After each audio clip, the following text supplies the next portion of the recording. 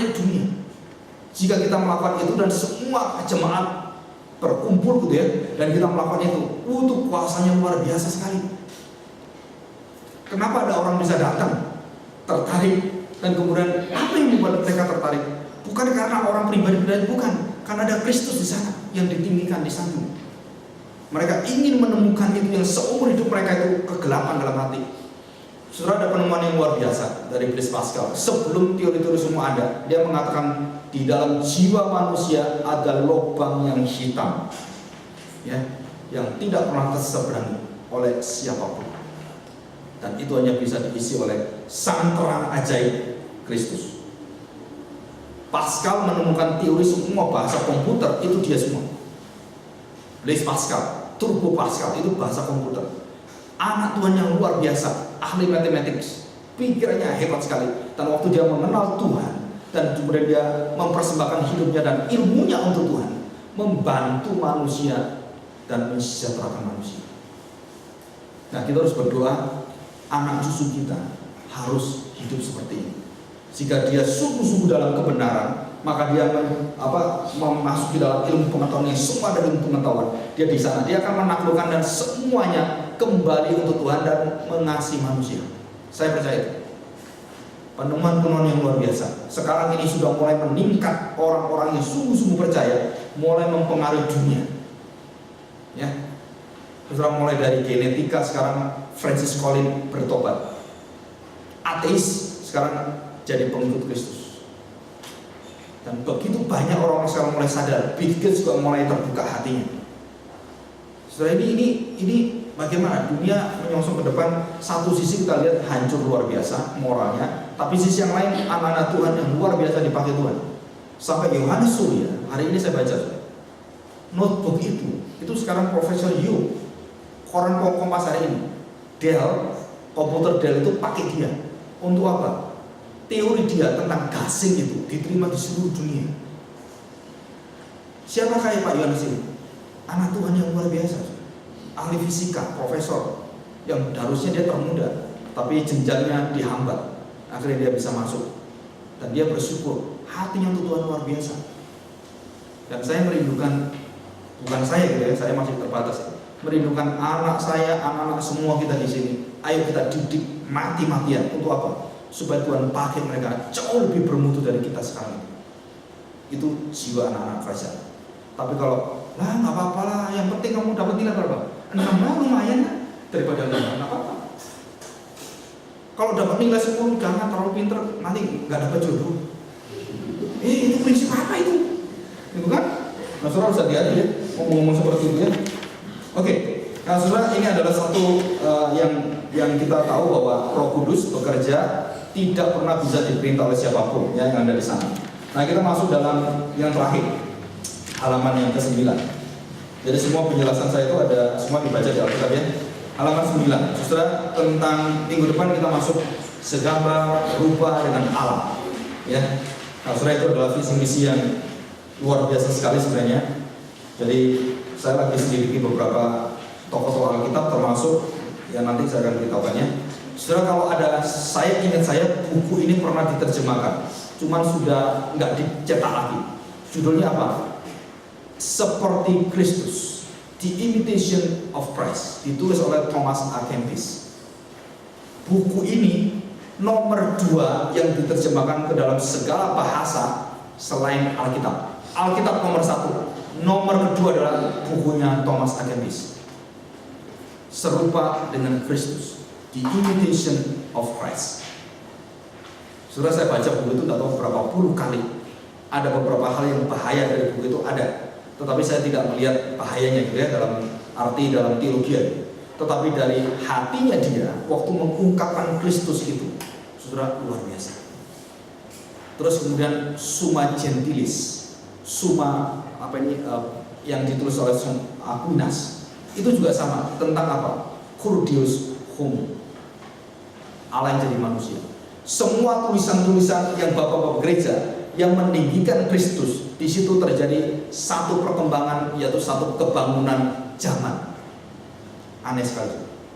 Saya ingin tanya, saudara, gerakan Pentakosta dan karismatik, kapan itu dibawa oleh Tuhan dan kemudian menggemparkan Indonesia.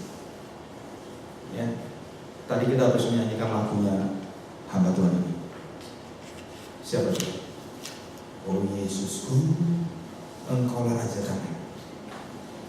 Saudara perhatikan baik-baik.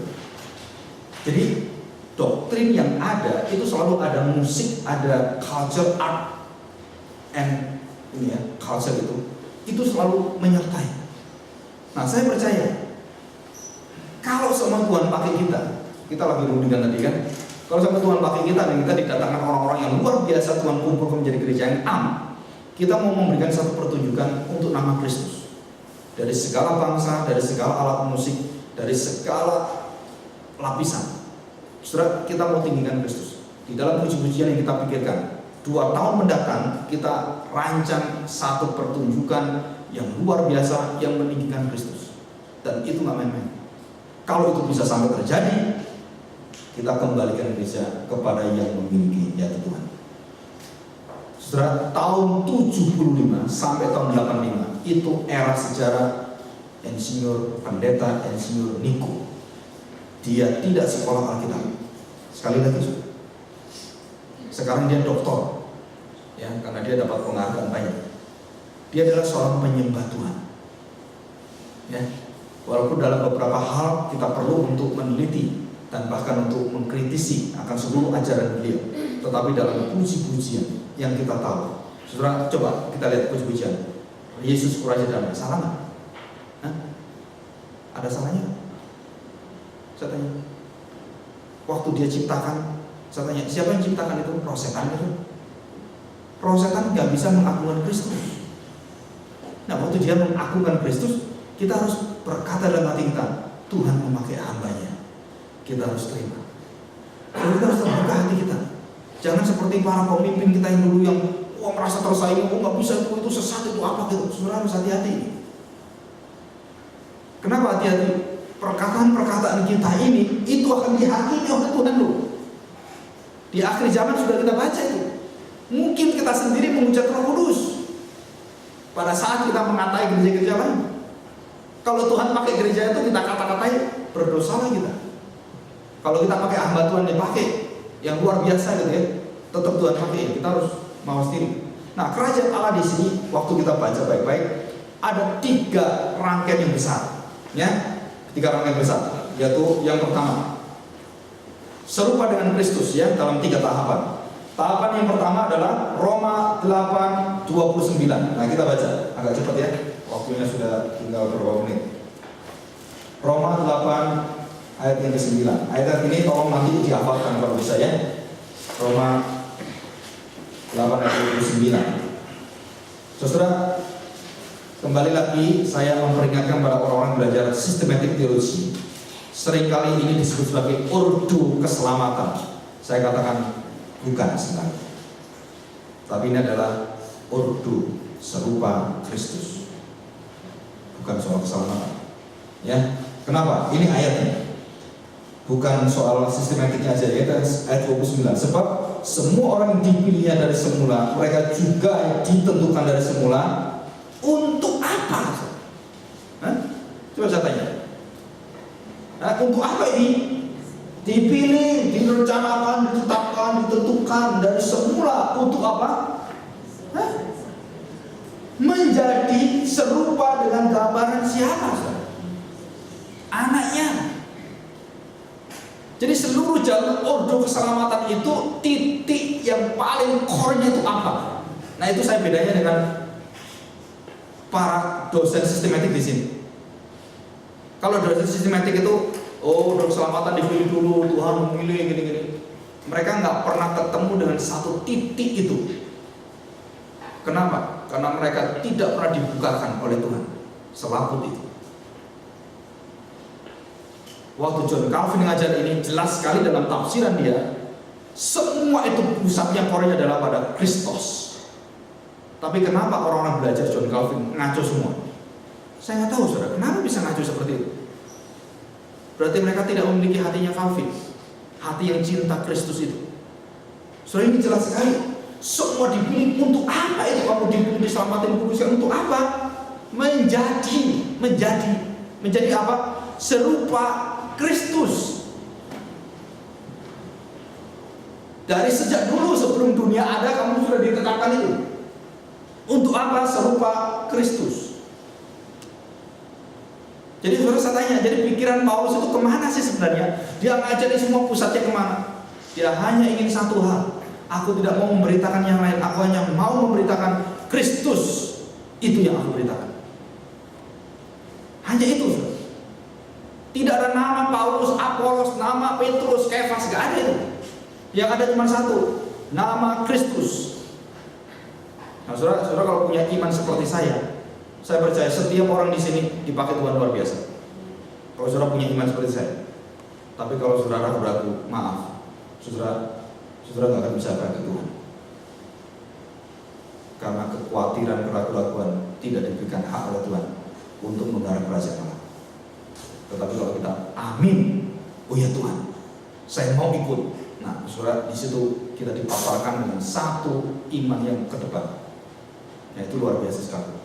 Seperti seseorang yang memulai perusahaan yang sangat kecil dengan visi yang kecil, tapi dia bisa melihat ke depan luar biasa.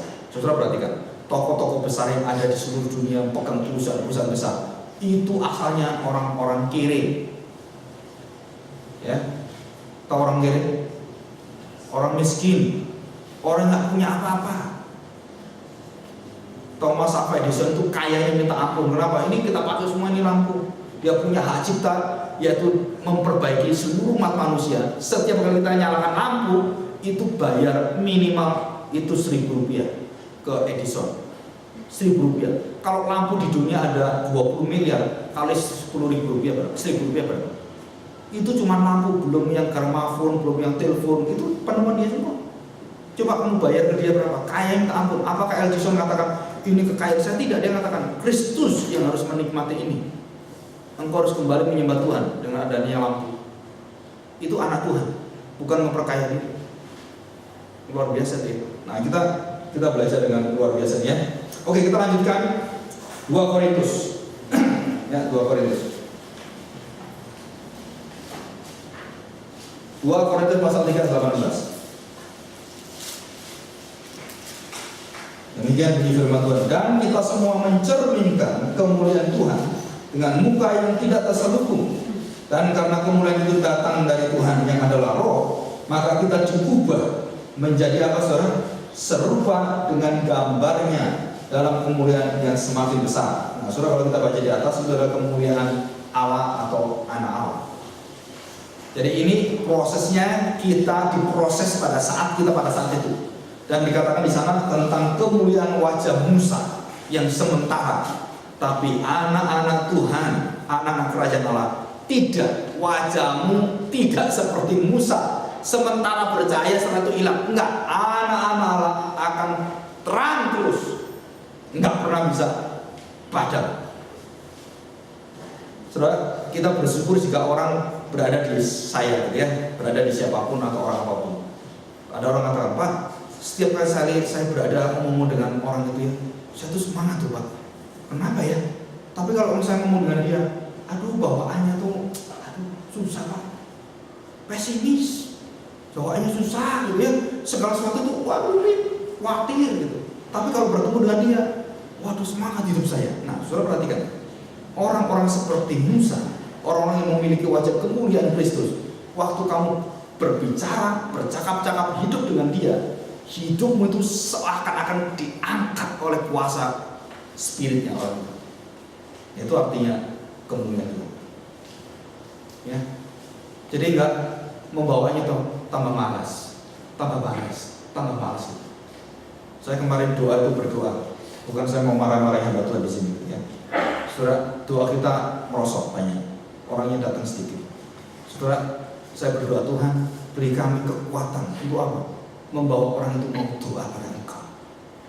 Gereja ini sudah terlalu bagus, kita nggak ada halangan apapun, udah ada AC-nya, tempat duduknya bagus, semua bagus. Kenapa jemaat sulit sekali datang pada Tuhan? Saya percaya karena belum ada kebutuhan.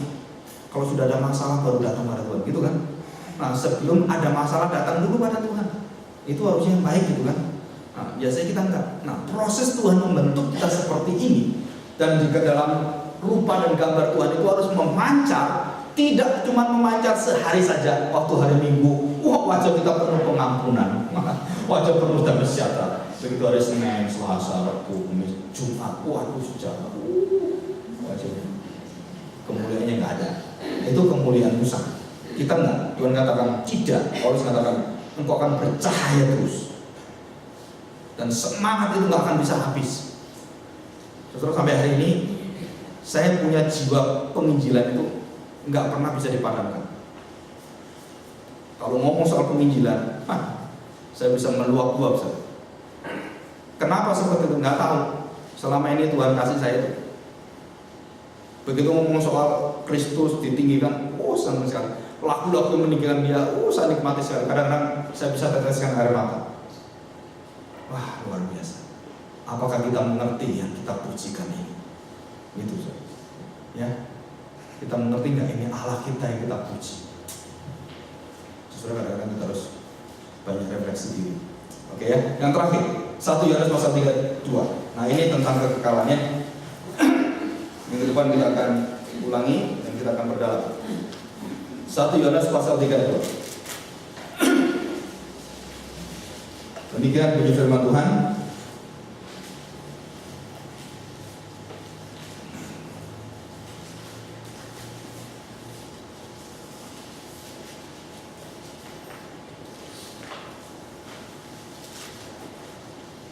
Pasal 3:2.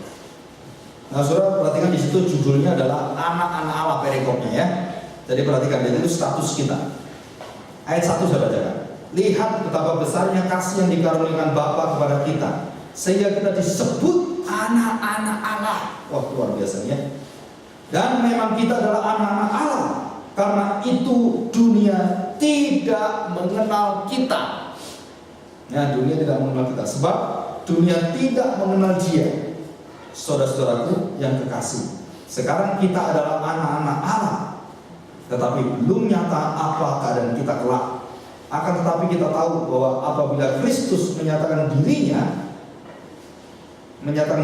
kita akan menjadi sama seperti Dia atau serupa Dia. Sebab kita akan melihat Dia dalam keadaannya yang sebenarnya. Ya, jadi kita akan serupa dengan Dia. Seperti asal yang luar biasa, aslinya itu apa? Nah, kita akan menuju ke sana. Jadi yang pertama, diingatkan kita bahwa Tuhan sudah menetapkan engkau sebelum dunia ada. Tuhan sudah tetapkan engkau akan menjadi serupa gambar anaknya. Dan waktu engkau hidup sekarang, engkau harus memancarkan kemuliaan Kristus yang tidak bisa terpadamkan. Dan menuju kemana wajah kita ini adalah menuju nanti Kristus langsung bertemu muka dengan kita. Dan itulah kerinduan kita. Ya, nah, nanti poin-poin ini, bagian-bagian ini kita akan berdalam. Dan saudara kalau bisa tolong dibaca gitu ya, yang ada di sini. Oke, saudara doakan untuk persiapan etika kerajaan Allah yang kedua. Ya, saya agak berat sekali untuk memulai ini. Kenapa? Saudara, karena semua pengajaran kerajaan Allah itu kita harus taati, harus kita sampaikan. Nah, itu yang saya berat sekali di sana. Kenapa? Karena hari ini kita baca yang bisa menaati adalah yang dibuka hatinya Tuhan. Yang tidak bisa, saudara, mari kita berdoa minta belas kasihan Tuhan. Kalau sampai kita nggak bisa terus, saudara, minta lagi pada Tuhan. Tuhan tolong saya. Ya, soalnya kalau tidak, saudara tidak akan bisa melihat kerajaan Allah dan masuk kerajaan Tuhan. Ya, mari kita berdoa. Mohon kepada Pak Samuel, kita dalam doa.